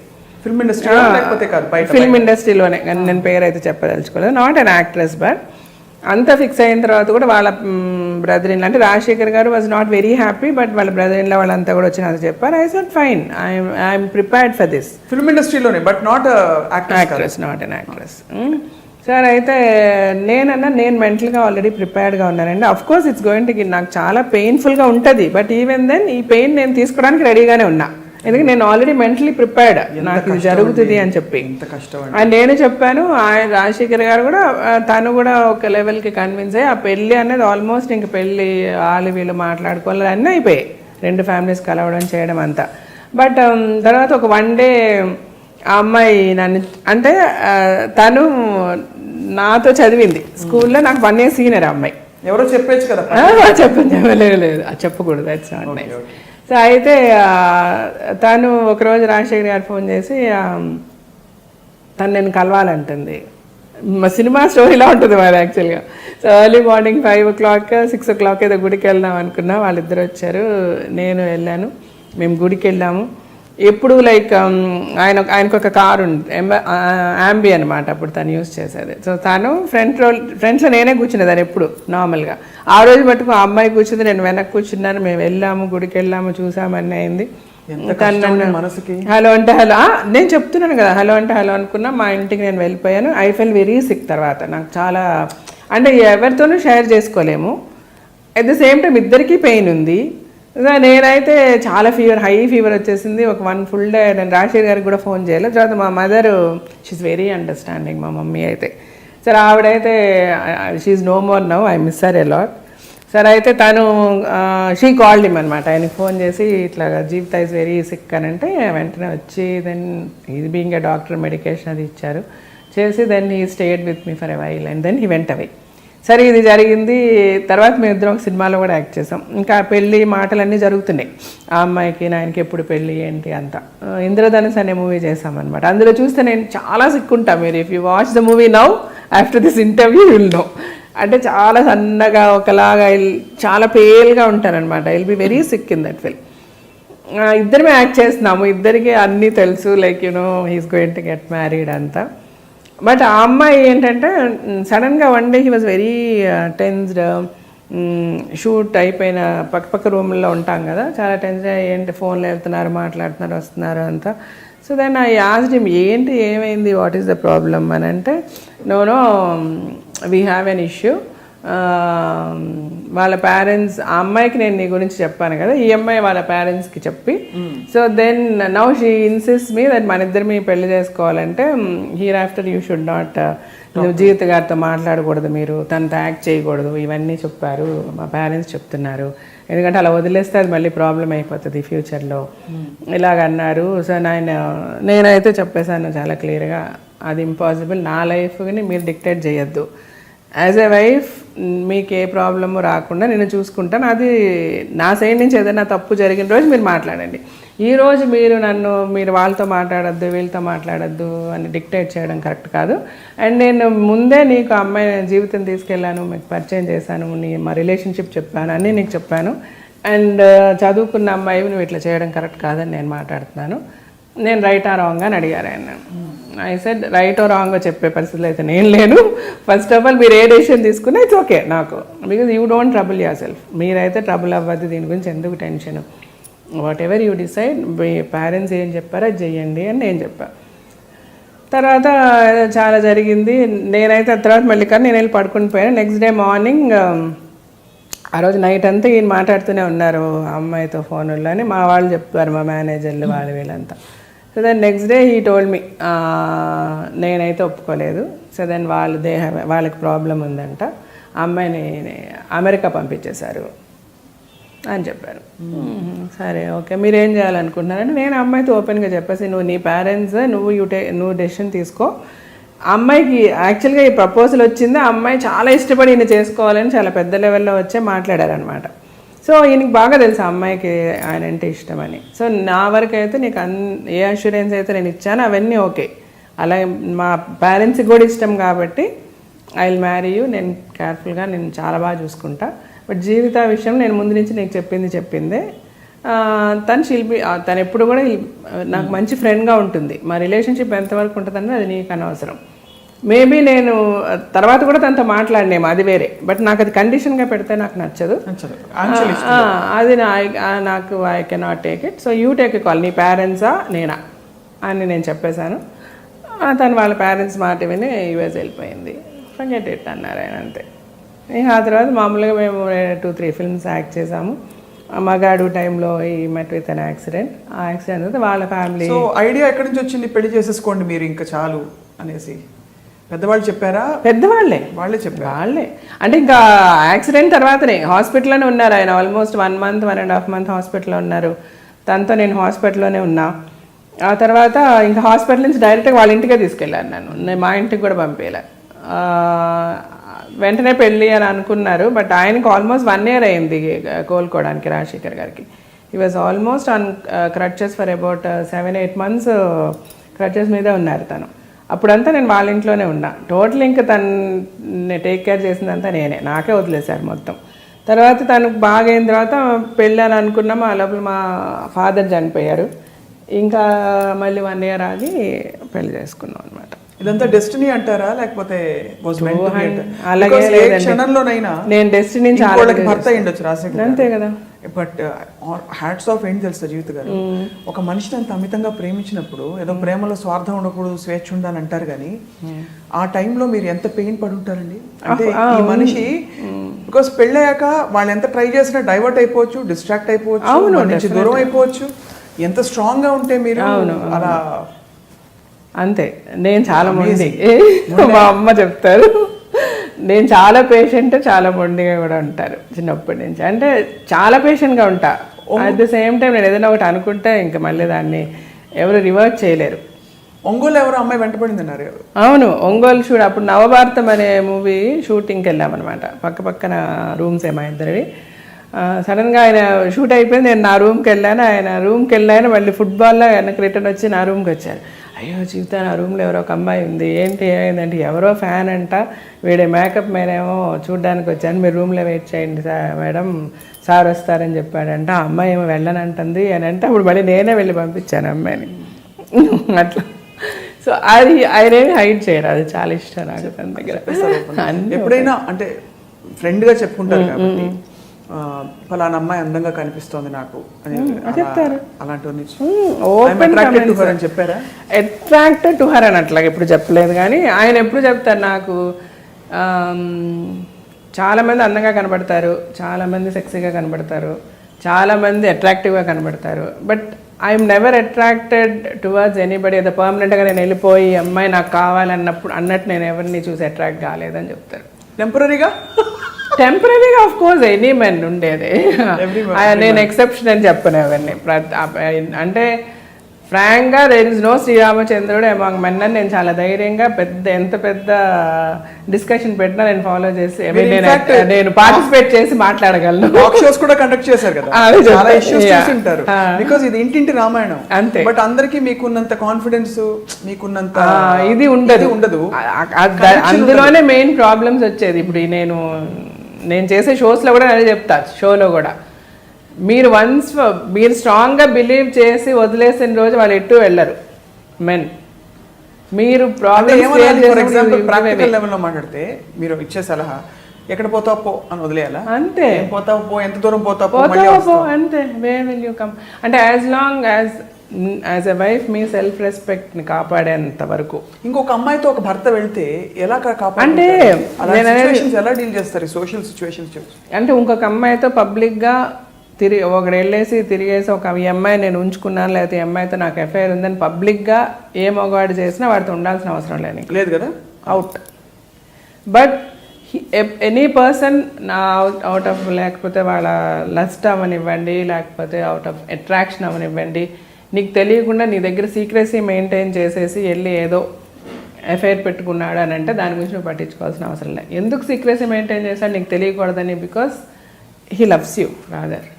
అట్ ది సేమ్ టైం ఇప్పుడు మనం ఒకే హోటల్లో అయితే వెళ్ళి భోజనం చేయట్లేదు కదా. So maybe like he's like ఒకే క్లోత్స్ అయితే వేసుకోవట్లేదు కదా. Maybe just for his fun he's going somewhere. అది నీకు హైడ్ చేసి వెళ్ళాడు నీ దగ్గర నుంచి, నీకు తర్వాత ఏదో తెలిసింది, నువ్వు దాని గురించి ఒక పెద్ద ఇష్యూ చెయ్యొద్దు, వదిలేసి దాని గురించి don't leave your family. Because he is trying to hide something from you so strongly. నా వైఫ్కి తెలియద్దు అని ఏదన్నా ఏదో ఎక్కడికో బయటకు వెళ్ళేసాడో వచ్చేసాడో అని అనుకుంటే దాని గురించి పెట్టదు. You don't make a scene. But at the same time he's cheating on you, is maintain. ఇంకొక పెళ్లి చేసుకున్నాడో లేకపోతే ఇంకొక ఫ్యామిలీని పెట్టాడో, నిన్ను వదిలేసాడు, నేను పట్టించుకోవట్లేదు, నీ పిల్లల్ని పట్టించుకోవట్లేదు, నిన్ను రోడ్డు మీదకి తీసుకొచ్చేసాడంటే అలాంటి వాడితో ఉండాల్సిన అవసరం లేదు. దాని గురించి డిస్కషనే వద్దు. ఇప్పుడు అంటే ఇప్పుడు సమానత్వం గురించి మాట్లాడతామండి మన సొసైటీలో. అదే భార్య చేస్తే భర్త తట్టుకుంటాడా? అదే నేను అడిగాను, చాలా షోస్లో అడిగాను. తట్టుకుంటాడు, తట్టుకోవాలి. నువ్వు చేసినప్పుడు నువ్వు భార్యను అడిగా. అందులో నా దగ్గర అలాంటి కేసులు కూడా వస్తాయి. నా పెళ్ళాం వాడితో మాట్లాడింది, నువ్వు ఇష్టం వచ్చినట్టు తిరుగుతావు, నీ పెళ్ళాం మాట్లాడితే తప్ప. సో సమానత్వం ఉండాలి కదా. నువ్వేం చేసావు, నీ పెళ్ళాం చేసినప్పుడు నీ పెళ్ళాం ఏంటి క్షమించాలి అని నువ్వు అనుకుంటున్నప్పుడు నువ్వు నీ వైఫ్ని క్షమించాలి. తప్పేంటి? ఏం తేడా ఉంది నీకు నీ పెళ్ళానికి? ఇవాళ రేపు నువ్వు పనిచేస్తే ఇంతకుముందన్నా అట్లీస్ట్ మగాడు బయటకు వెళ్ళాడు, పనిచేశాడు, సంపాదించాడు, తీసుకొచ్చాడు అనేవాళ్ళు. కానీ సంపాదించి తీసుకురావడం ఎంత పెద్ద పనో, ఇంట్లో ఉండి ఫ్యామిలీ మెయింటైన్ చేయడం అంతకంటే పెద్ద పని అన్నది మీకు అర్థం కాలేదు. సరే వదిలేద్దాం, అది మీ గొప్పతనం, మీరు సంపాదించారు అనుకుంటే ఈరోజు ఆడవాళ్ళు కూడా ఈక్వల్గా సంపాదిస్తున్నారు. కాబట్టి 210% అందరూ ఏదో వదిలేసని తిరగాలని కాదు. అసలు అలా జరిగిపోతే ఎలా డీల్ చేయాలో ఇది మీ సలహా? నా సలహా 210%. నేను అంటాను, నువ్వు మొగుడుగా నువ్వు నీ భార్య నిన్ను అర్థం చేసుకోవాలని నువ్వు ఎంత అనుకుంటున్నావో, నువ్వు భర్తగా నీ భార్యను అంతే అర్థం చేసుకోవాలి. తను నిన్ను బిలీవ్ చేయాలని నువ్వు ఎంత అనుకుంటున్నావు, నువ్వు తను అంతే బిలీవ్ చేయాలి. ఎవరితోనో బైక్లో కనబడిందంటే వదిలేసా, లేకపోతే ఎవరితోనో ఎవడో ఫోన్ చేశాడంటే వదిలేసా. ఏంటి తప్పు? ఫోన్ చేస్తే మాట్లాడితే నువ్వెవరితో మాట్లాడలేదా, నువ్వెవరితో ఫోన్లతో మాట్లాడలేదా, ఎవరికి లిఫ్ట్లు ఇవ్వలేదా? జెన్యున్గా నేను మా పిల్లలకు కూడా అదే చెప్తాను. నీకు యువర్ హస్బెండ్ ఈజ్ రైట్ అనుకుంటే you live. Your husband is wrong. తప్పు చేసేవాడో లేకపోతే అవమానించేవాడిని భరించి ఎందుకుంటారు? ఎందుకు కొట్టించుకుంటారు? ఎలా కొడతారంటే వాళ్ళు, ఎలా దెబ్బలు తింటారంటే పాపం ఈ most of the uneducated women ఈ బతుకు చెట్కా బండికి వచ్చినప్పుడు ఎలాగంటే వాళ్ళని ఒక బానిసల్లాగా ట్రీట్ చేస్తారు హస్బెండ్స్. అయినా వాళ్ళు పడి ఉంటారు. మళ్ళీ సంపాదించేది వీలే, పోషించేది వీలే. సో నేను అంటే ఇది చాలా వాళ్ళకి చదువు లేదు, వాళ్ళకి ఏంటి, వాళ్ళు ఎలా బయటికి రావాలో తెలియదు, బయటకు వస్తే ఏమైపోతామని చుట్టుపక్కల చెప్పే మాటలు, నేను అందుకని ఆయన లాయర్తో కూర్చోబెట్టుకుంటా, సైకాట్రిస్ట్ని పెట్టుకుంటా, వాళ్ళకి లీగల్గా ఏమేమి దారులు ఉన్నాయో అన్నీ చెప్తా, ఎలా ఫైట్ చేయొచ్చో చెప్తాను, ఎలాగ వాళ్ళని మీకు న్యాయం. ఇప్పుడు ఫైట్ చేయడం పాయింట్ అయ్యాక ఓపిక ఉండదు. అదే బికాస్ ఎక్కడో అక్కడ బాధ్యతలు ఉంటాయి, మానసికంగా కృంగిపోయి ఉంటారు. ఎగ్జాక్ట్లీ. ఇప్పుడు ఫైట్ చేయాలా, కొత్త జీవితం బిల్డ్ చేసుకుని ఉద్యోగం పనో వెతుక్కుని వెళ్ళారా? అంటే నేను అనేది కాన్ఫ్లిక్ట్ ఏమీ లేదు అందులో. ఒక మన మైండేనండి, ఒకసారి డిసైడ్ చేసేసుకొని ఇతను వద్దు నాకు అని వదిలేసుకొని బయటకు వస్తే అంటే 110% చాలా కంఫర్టబుల్గా వాళ్ళు బ్రతికేస్తారు. ఏం జరుగుద్ది అన్నది ఏమీ లేదు, ఎందుకంటే ఆల్మోస్ట్ 80% సంపాదించేది వాళ్ళే.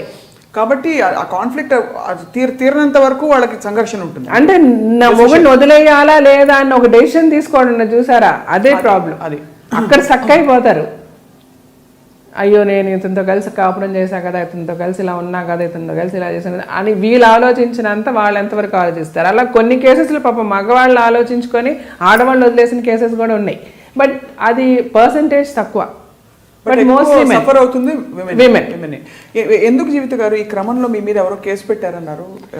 అది యాక్చువల్గా నా మీదకి అదే ఎంత నాకు మీడియా హౌస్ స్టూపిడిటీ షో అంటే బతుకు చెక్క బండికి ఎవరో మేనేజర్ ఫోన్ చేసి, అంటే ఎవరి వైఫ్ కంప్లైంట్ చేసింది, హస్బెండ్ని పిలిస్తే వాడు రానన్నాడంట. రానంటే నీ మీద పోలీస్ కేసు పెడతాం, నువ్వు రావాలి అని చెప్పారంట.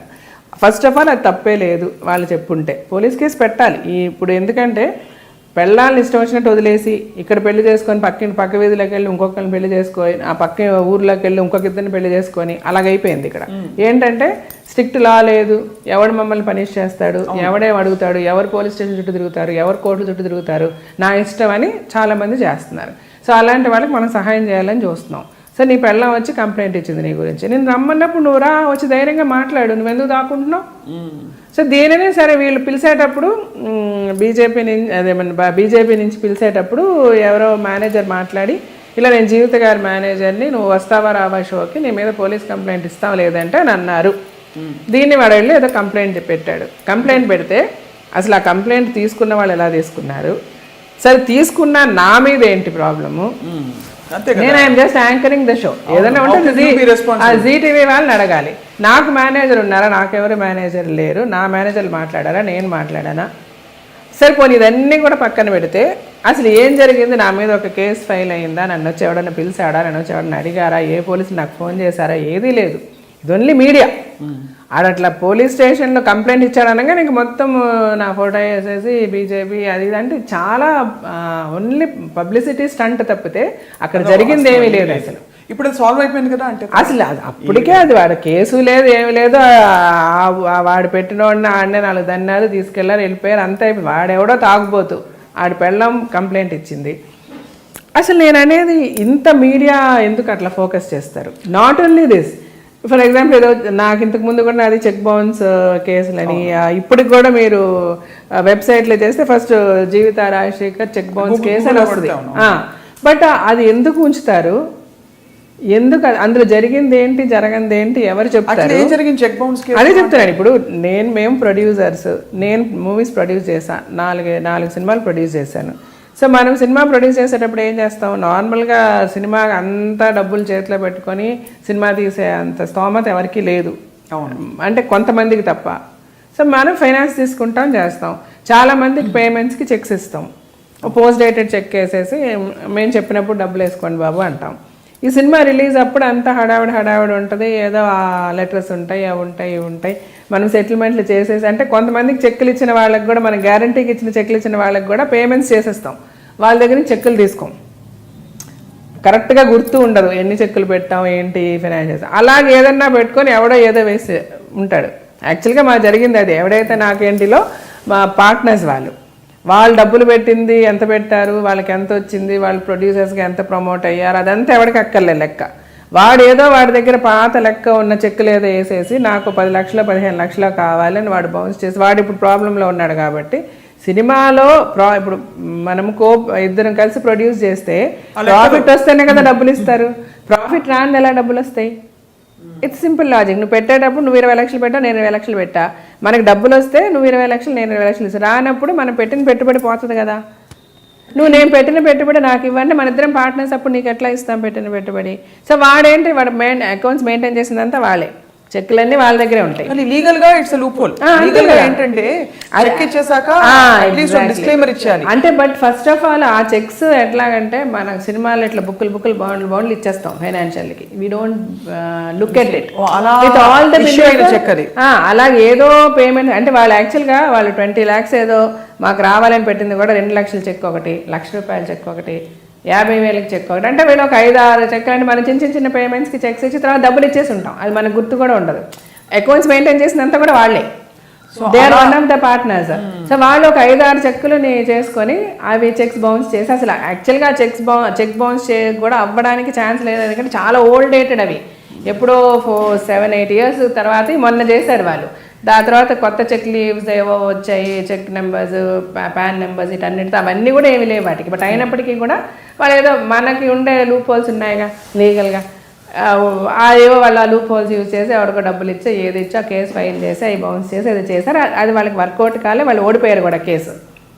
నేను ఆ రోజు కోర్టు బయటకు వచ్చి అదే చెప్పా, నేను పైసా కూడా ఇవ్వను వాళ్ళకి, నేను ఇవ్వాలంటే ఇస్తా, నేను ఇవ్వాల్సిన అవసరం లేనప్పుడు నేను ఇవ్వను. ఎంత కేసు ఎన్నిసార్లు నేను కోర్టుకి రమ్మన్నా నేను వస్తా, I will fight this case అనే చెప్పాను. నేను ఫైట్ చేసా, నేను కనీసం ఒక 15-20 times నేను కోర్టుకి వెళ్ళాను. ఇప్పుడు క్లియర్ అయిపోయిందా? క్లియర్ అయిపోయింది, వాళ్ళకి ఆల్దే రాంగ్ అని అయిపోయింది, వచ్చేసింది. కానీ ఇప్పటికీ అది నెట్ లో మాత్రం ఉండిపోతుంది. అంటే ఇలాంటివి అంటే చాలా ఇరిటేటింగ్ గా ఉంటుంది. అంటే మీడియా అనేది టోటల్ కాన్సెప్టే మారిపోయిందేమో. అంటే మీరు పెట్టండి, you have all the Liberty, freedom, ఏమన్నా మీరు రాయొచ్చు, ఏమన్నా చేయొచ్చు. అంటే at the same time celebrities అయినంత మాత్రాన మేమైతే రోడ్ల మీద లేవు, మాకు పర్సనల్ లైఫ్ ఉంటుంది, ఉంటుందా? ఇప్పుడు ఎలాంటి సిచ్యువేషన్ అంటే, ఇప్పుడు నా కూతురు ఉంది, కాలేజ్కి వెళ్తుంది, తనకి ఎవరో ఏదో ఒక రాంగ్ మెసేజ్ పంపించారు ఫోన్లో అంటే నేను వెళ్ళి పోలీస్ స్టేషన్లో కంప్లైంట్ కూడా ఇవ్వలేను, బికాజ్ అది పెద్ద ఇష్యూ అయిపోతుంది భయం. అంతే. నెక్స్ట్ డే మొత్తం టీవీలో పేపర్లో జీవిత రాజశేఖర్ గారి కూతురు ఇట్లాగంటే, జీవిత రాజశేఖర్ అలాగంటే, జీవిత రాజశేఖర్ కూతురికి వచ్చిన మెసేజ్ ఇది ఎందుకు వచ్చింది, దీని వెనక ఎవరున్నారు, ఏమి అఫైర్స్ ఉన్నాయో, ఈ లెవెల్లో మొదలు పెడతారు కథలన్నీ. అంటే అట్లా వద్దు, అలాగే ఫ్యాక్ట్స్ తెలుసుకొని ఏదన్నా చేయండి మీరు. ఈ బతుకు జట్కా బండి కూడా అంతే, కరెక్ట్గా దాని తర్వాత ఏమైంది, ఆ న్యూస్ వచ్చిన కొన్ని రోజులకి నేను బతుకు జట్కా బండి మానేశానంటే మేము మానడం ఆల్రెడీ ఒక 2-3 months నుంచి నడుస్తుంది. బికాజ్ రాజశేఖర్ గారిది కొత్త మూవీ స్టార్ట్ అయింది, PSV గరుడవే కానీ, ప్రవీణ్ సప్తార్ గారి డైరెక్షన్లో. దానికి ప్రొడ్యూసర్స్ మా ఫ్రెండ్స్, అంటే రాజశేఖర్ గారి ఫాదర్స్ ఫ్రెండ్స్, వాళ్ళు చెన్నై వాళ్ళకి తెలుగు ఇండస్ట్రీ అంత తెలియదు.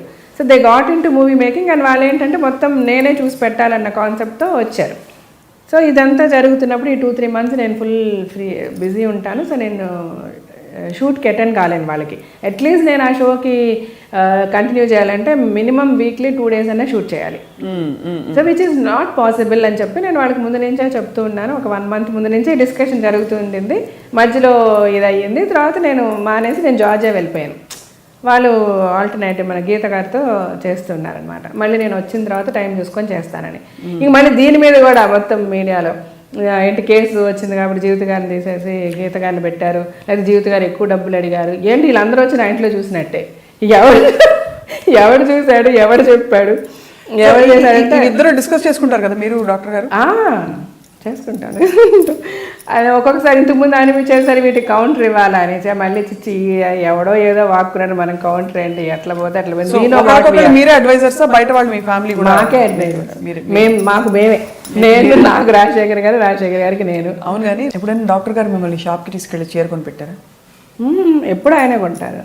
సెలెక్ట్ చేస్తారా? నేను కట్టే ప్రతిసారి రాజశేఖర్ గారు సెలెక్ట్ చేయాల్సిందే అన్నీ.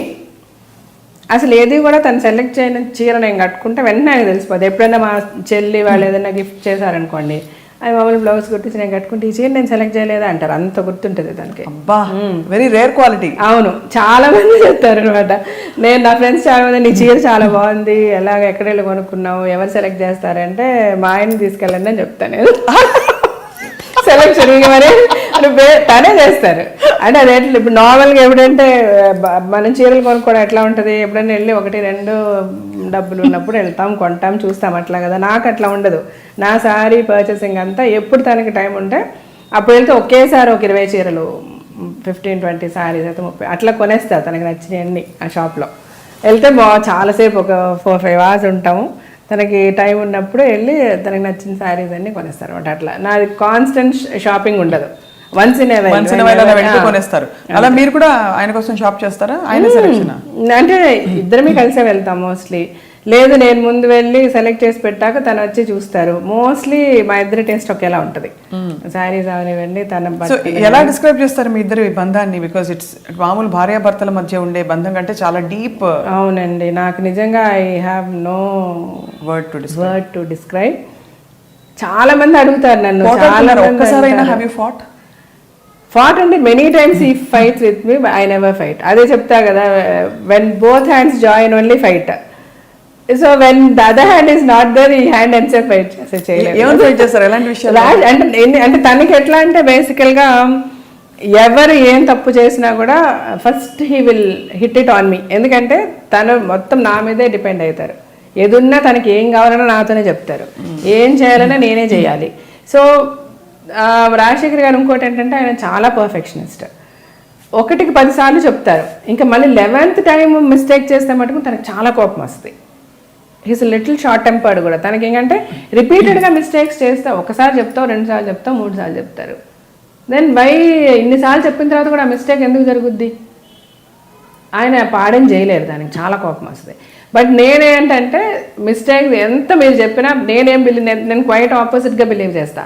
మీరు ఎంత చెప్పండి, ఎన్నిసార్లు మీరు కరెక్ట్ చేయండి, 4 సార్లు కరెక్ట్గా చేస్తారు, 5వసారి ఏదో మిస్టేక్ చేస్తారు. అది పని వాళ్ళు అవనివ్వండి, ఎవరవనివ్వండి. That's like human tendency. అది that is what is the fact. ఆ ఫ్యాక్ట్ మనం యాక్సెప్ట్ చేస్తే మనం పీస్ఫుల్గా ఉండొచ్చు.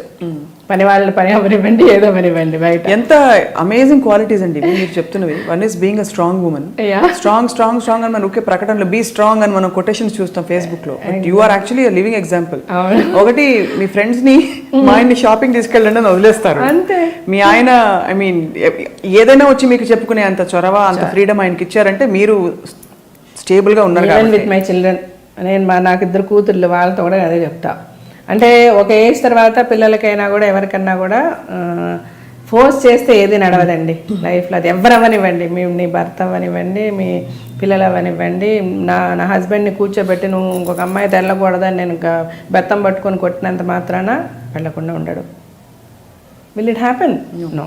సో సైకలాజికల్గా తను ఫీల్ అవ్వాలి, ఓకే హార్ట్ఫుల్గా నో, నా వైఫ్, నా ఫ్యామిలీ, నా పిల్లలు, నా లైఫ్ ఇది, నేను ఈ తప్పు చేస్తే నేను ఇట్లా సఫర్ అవుతాను అన్నది నువ్వు జెన్యున్గా ఫీల్ అయితే తప్ప నువ్వు ఎంత కొట్టుకున్నా కూడా ఆ మనుషులో మార్పు రాదు.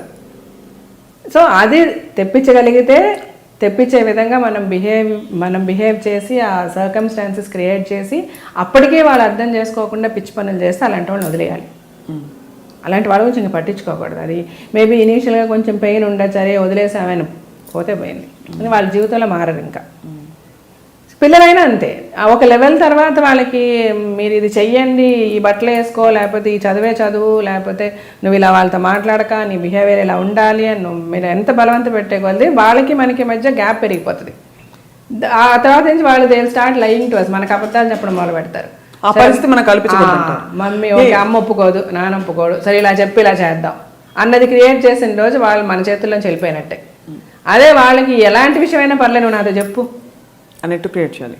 నువ్వు తప్పు చేసిన ఈ ఇష్యూలో నీకు తప్పు అయిందిరా బంగారం, ఇట్లా చెయ్యొద్దురా, నువ్వు దీనివల్ల నువ్వు ఇట్లా సఫర్ అవుతున్నావు, ఇట్లా ప్రాబ్లం వచ్చింది నీకు, నెక్స్ట్ టైం దీని నుంచి ఎలాగ అవాయిడ్ అవ్వాలో చెప్పు, చూడు, ఆలోచించు, ఏదైనా ఉండి నన్ను అడుగు అంటే మన దగ్గరికి వస్తారు. So the first problem they get, we should be the first people what whom they approach. అంటే మన చైల్డ్కి ఒక ప్రాబ్లం వస్తే ఎవరిని వెళ్ళి కలవాలంటే ఫస్ట్ మమ్మీ డాడీని వెళ్ళి కలవగలగాలి. అలాంటి ఒక రిలేషన్షిప్ మనం క్రియేట్ చేసిన రోజు మన పిల్లలు సేఫ్గా ఉంటారు. లేని రోజు ఎట్లా మీరు ఎన్ని పెట్టండి, ఎన్ని చేయండి, హాస్టల్లో పెట్టండి, అమెరికా పంపించండి, లండన్ పంపించండి, చుట్టూ 10 మంది మార్షల్స్ని పెట్టండి, వాళ్ళని మనం సేవ్ చేయలేము. ఈ విజ్ఞత అంతా మీరు ఎలా సంపాదించారు? అంటే ఇన్వర్డ్ గైడెన్సా మీకు? నేను అదే ఇలా ఉండాలి, ఇలా తీరుగా ఉండాలని ప్రాక్టికల్ ఎక్స్పీరియన్సే నాకు. లుకింగ్ మై సరౌండింగ్స్, నా చుట్టుపక్కల ఏం జరుగుతుంది, సొసైటీలో ఏం జరుగుతుంది, ప్రపంచంలో ఏం జరుగుతుంది, నేను ఫేస్ చేసే ఇష్యూస్, వాటికి మనం డెఫినెట్గా ఏదో ఫస్ట్ పిల్లల్ని తిట్టేస్తాం, దానికి వాళ్ళు ఎలా రియాక్ట్ అవుతున్నారు, అదే పిల్లల్ని తిట్టడం లేదు, మంచిగా చెప్తున్నాం, దీనికి వాళ్ళు ఎలా రియాక్ట్ అవుతున్నారు, ఒక ఇదే వర్కౌట్ అవుతుంది వీళ్ళతో. సో ఇలాగే ఉందాం ఈ క్యారెక్టర్తో, ఈ క్యారెక్టర్ ఎట్లా బిహేవ్ చేస్తుంది, ఈ క్యారెక్టర్ బిహేవియర్ ఇలా ఉంది కాబట్టి ఈ క్యారెక్టర్కి ఇలా చెప్తేనే నడుస్తుంది అని అలాగే అంతే అంతే సింపుల్. ఒకలా చూస్తే చాలా డీప్ ఫిలాసఫీ ఇంత ప్రాక్టికాలిటీ మీరు పాటించేది. మేబీ అదే నాకు డీప్ ఫిలాసఫీ. చాలా మంది స్పీచ్ చేసే పలానా స్వామీజీ గారు స్పీచ్ చాలా బాగుంటుంది, లేకపోతే పలానా ఇది అది అని చెప్తే నేను చూస్తున్నప్పుడు నాకు అనిపిస్తుంది అంతే ఇదంతా ఫ్యాక్ట్స్ ఆఫ్ లైఫే, నాకు తెలిసినవి ఇవి, నేను వినను కూడా ఇంకా తర్వాత నాకు అర్థం చేసుకున్నవే. ఇంక దీనికి మళ్ళీ టైం వేస్ట్. దానికి మనం ఓపిక్గా కూర్చొని మన జీవితం ఏంటని మనం అర్థం చేసుకుంటే మన జీవితమే బిగ్గెస్ట్ లెసన్ అండి లైఫ్. అంతే. ఇప్పుడు నా చైల్డ్హుడ్ నుంచి నేనేం ఫేస్ చేసి ఉంటాను. కష్టాలు పడ్డారండి చిన్నప్పుడు? బాగా అంటే మాది చాలా ఎటువంటి మిడిల్ క్లాస్ ఫ్యామిలీ. అంటే కష్టాలంటే ఒకటండి, మా ఫ్యామిలీ వర్ నాట్, మాకు డబ్బులు ప్రాబ్లం ఉండింది, మేము రిచ్ కాదు. సో మా స్కూల్ ఫీజుల దగ్గర నుంచి మా మమ్మీ డాడీ మా ఇంటి అద్దెలు కట్టడం దగ్గర నుంచి పండగకి కొత్త బట్టలు, అంటే బట్టలు అదే సిచ్యువేషన్స్ ఉండేవి మాకు. ఎట్లా అంటే పండగ బట్టలు కొనడానికి డబ్బులు లేవు, మా మదర్ చీర ఏదైనా చింపి మాకు కుట్టించే లెవెల్కి కూడా మేము చూసాం, నేను చూసానండి. అవును, చాలా మిడిల్ క్లాస్ ఫ్యామిలీస్ అదే జరుగుతుంది. నాకు రేపు బర్త్డే నేను స్కూల్కి కొత్త బట్టలు వేసుకోవాలి, ఎట్లాగంటే తన చీర ఒకటి చింపి మా అమ్మ కుట్టించేది ఇంట్లో. సో ఇవన్నీ కూడా చూశాను నేను. సో నాకు అందుకని ఈరోజు నేను బెంజ్ కార్లో తిరిగినా లేకపోతే ఫ్లైట్లో వెళ్ళినా నేను ఎగ్జైటే కాను. నాకు గబుక్కుమని కాలేదు, నేను ఆటోలో వెళ్ళడానికన్నా నేను రెడీ, బస్సులో వెళ్ళడానికన్నా నడిచన్నా వెళ్ళిపోతాను నేను. బట్ ఇవన్నీ కూడా నా పిల్లలకి అయితే నేను చెప్తా, మీరు ఇలా ఉండాలి అని నేను ఎప్పుడు చెప్పలేదు, కానీ వాళ్ళందరికీ నా లైఫ్లో జరిగినాయి అన్నట్టు చెప్తా వాళ్ళిద్దరికి. సో వాళ్ళు కూడా ఓకే ఓకే. నా ఉద్దేశం ఏంటంటే వాళ్ళ ఏదైనా ఒక ఇష్యూ వచ్చినా కూడా నేను ఏం చెప్తానంటే ఇది ఇలా చేస్తే ఇలాగా మైనస్ అయ్యే అవకాశం ఉంది, ఇది ప్లస్ అయ్యే అవకాశం ఉంది, డెసిషన్ మీది అని చెప్పేస్తారు అంతే. ఎంతవరకు నేను చెప్పగలను అంతవరకే. Beyond that you are going to choose, నీ లైఫ్ నువ్వు చూస్ చేసుకో. వాళ్ళ కోసం ఫిల్మ్ ఇండస్ట్రీలోకి వాళ్ళు రావాలని మీరు అనుకోరా? అంటే నేను రావద్దని ఎప్పుడు అనుకోలేదు. నాకు ఇండస్ట్రీ మీద చాలా గౌరవం ఉంది. Both pretty, very pretty. And I love this industry. Rajasekhar గారికి కానీ నాకు కానీ ఇండస్ట్రీ చాలా ఇష్టం. ఈరోజు రాజశేఖర్ గారు జీవిత గారు అని అందరూ మాట్లాడుతున్నారంటే ఇండస్ట్రీనే కారణం. అండ్ దీనికంటే గొప్ప ఇండస్ట్రీ లేదు. మా పిల్లలు యాక్ట్ చేస్తామంటే కాదనే ఇది కూడా మాకేమీ లేదు. కాకపోతే ఒకటి వాళ్ళిద్దరికీ కూడా మేము ఇద్దరు ఏం చెప్తామంటే, నేను కానీ రాజశేఖర్ గారు కానీ, ఇది only luck based. I mean ఎంత టాలెంట్ ఉన్నా కూడా this is not a permanent thing. ఇది పర్మనెంట్గా ఎవరు కూడా సినిమా ఇండస్ట్రీలో అలా ఉండిపోతారని లేదు. For ever you are not going to sustain here. ఎవరికైనా ఒక పీరియడే ఉంటుంది. సో ఆ పీరియడ్ వరకు తర్వాత మీరు ఏంటి అన్నది మీరు ఆలోచించుకోవాలి. ఒకటి పెళ్లి చేసుకోవాలి, పెళ్లి చేసుకునే ముందు అకాడమిక్స్ స్ట్రాంగ్ కూడా. అంటే పెళ్లి అనేది అగైన్ మళ్ళీ ఒక క్వశ్చన్ మార్క్. ఇవాళ పెళ్లి అనేది ఎంతవరకు సక్సెస్ఫుల్గా ఉంటుంది, ఎంతవరకు నువ్వు హ్యాపీగా ఉండగలుగుతావు, ఎలాంటి వ్యక్తి నీ లైఫ్లోకి వస్తాడు, నువ్వు అతనితో ఉండగలవా లేదా. అలా లేదు అన్నప్పుడు నీకు ఎప్పుడు కూడా you should be strong enough. నువ్వు బయటకు వస్తే I can live my life, రేపు నేను ఉన్నా లేకపోయినా. నీ పేరెంట్స్ అంటే we're not permanent. One time you're going to lose us. అప్పుడు మీరిద్దరే ఉంటారు, మీకు మీరే సపోర్ట్ యువర్ సెల్ఫ్ ఆ టైంలో. ఎగ్జాక్ట్లీ. సో దానికి ఏం కావాలి, అకాడమిక్స్ స్ట్రాంగ్ ఉండాలి, చదువుకోండి, some place where you can go make a living. మన దగ్గర మన వెనకుంటే డబ్బులు కూడా పర్మనెంట్ కాదు. ఈరోజు ఒక డీషా బిల్డింగ్ ఉందో, లేకపోతే ఇంకోటి ఉందో, డాడీ డబ్బులు సంపాదిస్తున్నారో, మమ్మీ అడిగితే ఏదైతే అది కొనిస్తుందో, ఇవి కూడా పర్మనెంట్ కాదు. ఇది మమ్మీ డాడీ ఉన్నంత వరకు. ఆ తర్వాత ఏంటి అంటే మీకు మీరే. సో అది ఎప్పుడు కూడా స్ట్రాంగ్ ఉండాలి. కాబట్టి అకాడమిక్స్ స్ట్రాంగ్ చేసుకోండి, మీరు యాక్టింగ్ చేయాలంటే చేయండి, నో ప్రాబ్లం అని చెప్పాం. సో ఇద్దరు బాగా చదువుతారు. బట్ ఇంక్లినేషన్ చూపించట్లేదా ఇప్పుడు? చూపిస్తారు, ఇద్దరికి చాలా ఇంట్రెస్ట్ యాక్టింగ్, దే లవ్. ఇద్దరికి మేబీ శివాని వెరీ షార్ట్లీ వస్తుందేమో, చాలా మంది అడుగుతున్నారా. ప్రొడ్యూసర్ అంటే అలాగే ఎప్పుడు రాంగ్ అయిపోద్దేమో. మన పిల్ల మనం ఇంట్రడక్షన్ అంటే మనం రకరకాల అంత ఓపెన్ గా కరెక్ట్ గా దాని టాలెంట్ తీసుకురాలేమేమో, అది కూడా అంత ఓపెన్ గా ఉండలేదేమో. సో అందుకని బయట సినిమానే చేస్తుంది. చాలా మంది అడుగుతున్నారు. సో సబ్జెక్ట్స్ వింటున్నాము, మంచి స్క్రిప్ట్ వస్తే షీ విల్ డూ. అంటే తను మెడిసిన్ ఫస్ట్ ఇయర్ అయ్యేంత వరకు డిస్టర్బ్ చేయొద్దు అనుకున్నాము. ఇప్పుడు మెడిసిన్ సెకండ్ ఇయర్కి వచ్చేసింది. డాడీ ఫుడ్ స్టెప్స్ లో. డాడీ హోమియో డాక్టర్ కదా daddy? No is an MBBS doctor.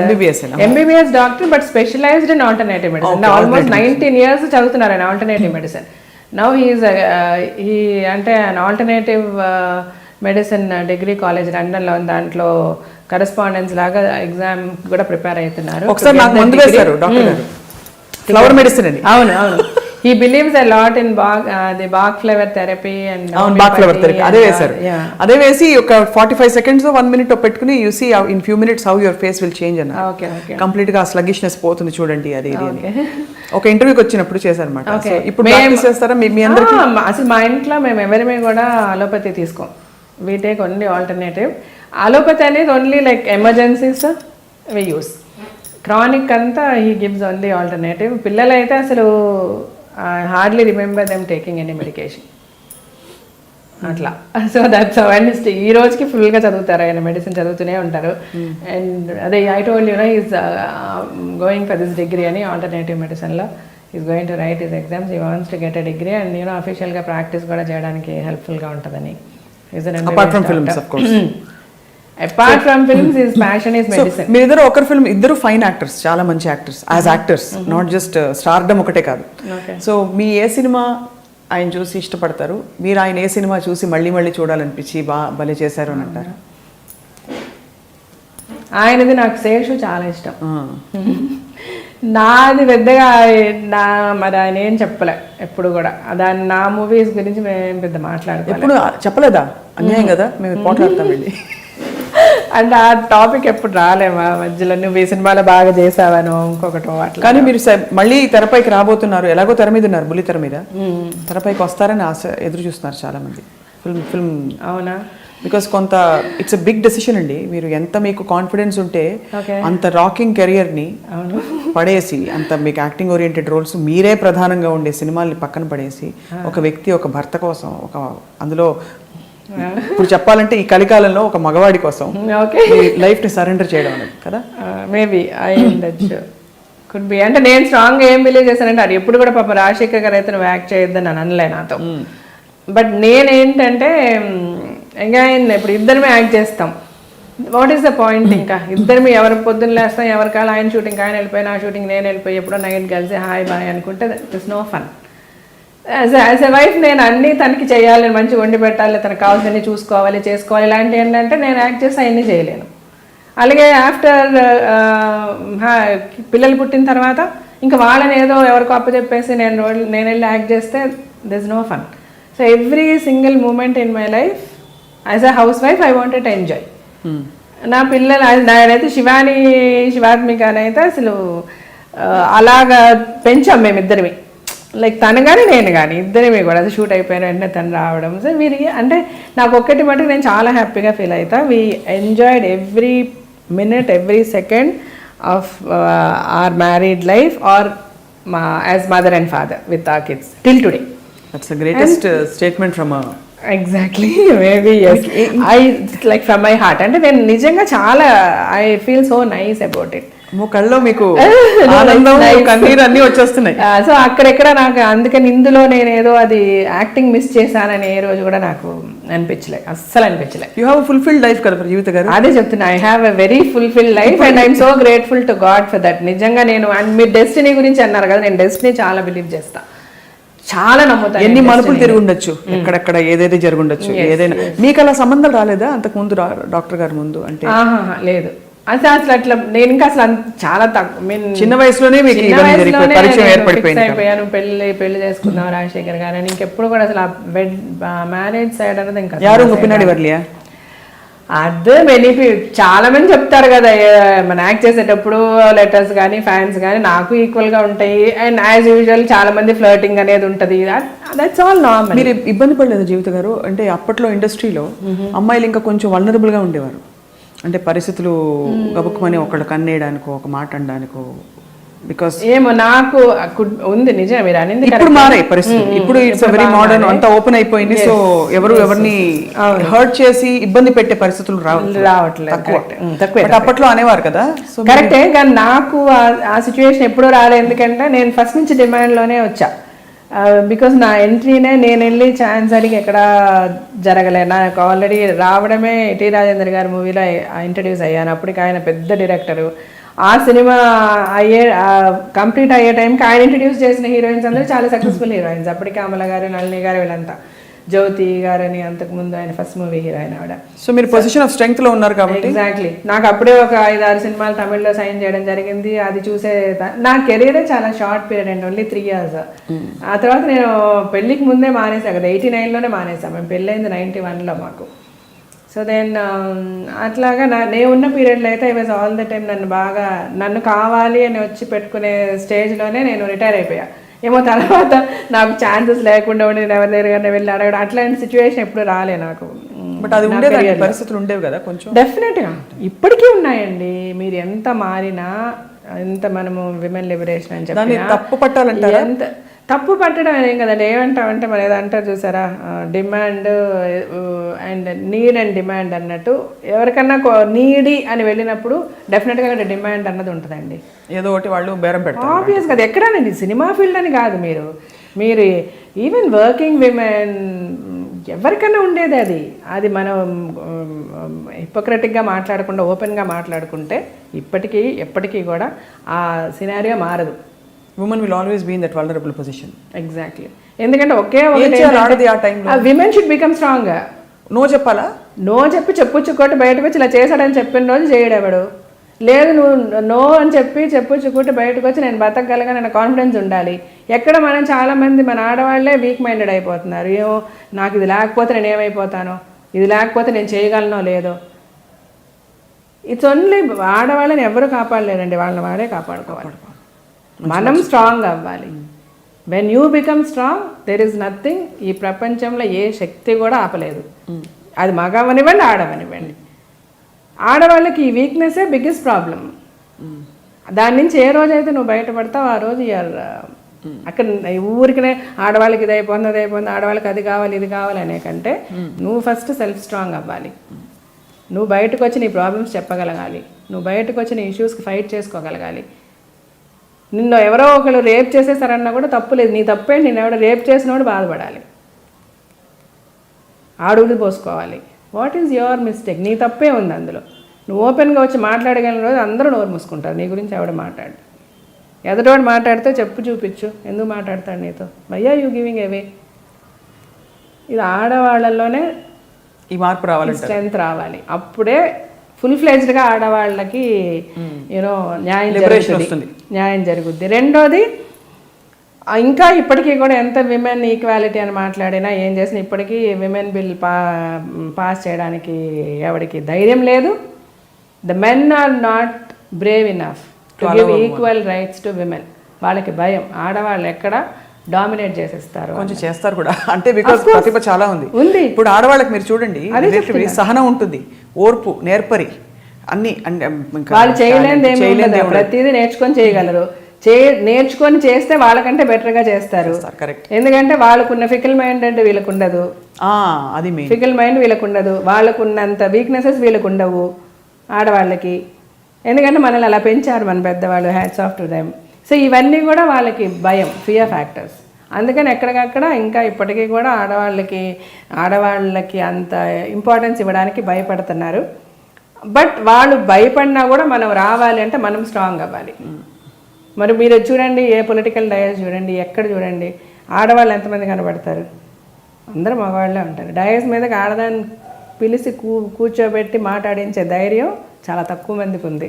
ఎందుకంటే డెఫినెట్గా డామినేట్ చేస్తారు. జీవిత గారు ఫస్ట్ బ్యాచ్ లో ఉంటారేమో, అంటే coming out and speaking about bold issues. మీరు ఎవరు అడిగినా నేను మాట్లాడాను అనిపిస్తుంది. నేను ఈ షో చూస్ చేసి నన్ను చాలా మంది నేను 89లో మానేస్తే ఇప్పుడు 2016లో ఐ డిడ్ దిస్ షో. అంతవరకు నేను ఎక్కడా కూడా ఎనీ టీవీ షోస్ కానీ మూవీస్ కానీ ఎందులో నేను రాలే. నేను ఆ షో సెలెక్ట్ చేసుకుంది కూడా అందుకే.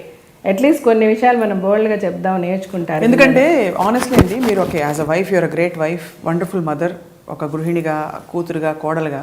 But you are so bold and strong inside. అది ప్రపంచానికి చేరాలంటే మీరు పబ్లిక్ లైఫ్లో ఏదో ఒక పబ్లిక్ లైఫ్లో బయటికి ఇంకా రావాలి. వచ్చే టైం వచ్చింది. లాస్ట్ 1 or 2 questions మనం వైండప్ చేసే ముందు, మీ మీద, రాజశేఖర్ గారి మీద కామెడీ స్కిట్స్ చాలా మిమిక్రీ షోస్ చూస్తారు. చూసి నవ్వుకుంటారా? కోపం వస్తుంది? నాకు మా ఇద్దరికి కోపం రాదు. అంటే నేను మీ ఇద్దరు సరే మన వల్ల సంబడి సర్వైవింగ్, సో చాలా హ్యాపీగా ఫీల్ అవ్వాలి.